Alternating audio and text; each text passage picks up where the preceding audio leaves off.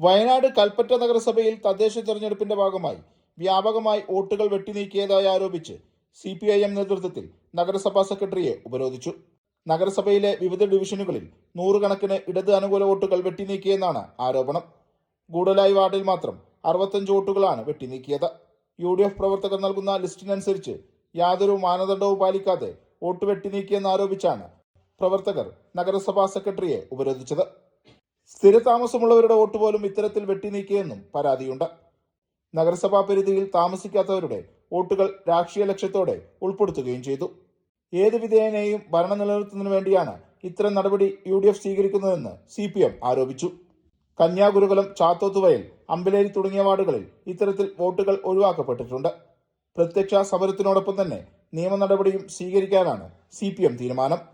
അതേസമയം ആരോപണങ്ങൾ UDF നിഷേധിച്ചു. News desk, true lines.